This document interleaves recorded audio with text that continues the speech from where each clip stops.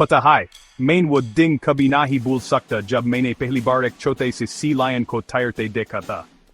यह शायद लोगों को अंदाजा ही नहीं है कि सी लायन के बच्चे कितने प्यारे होते हैं।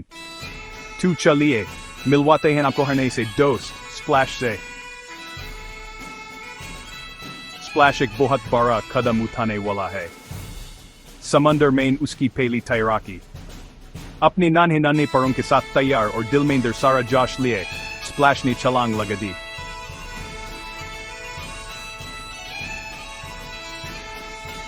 शुरू में तो वो थोड़ा डगमगाया, लेकिन जल्दी वो लहरों पर ऐसे फिसलने लगा जैसे कोई माहिर हो।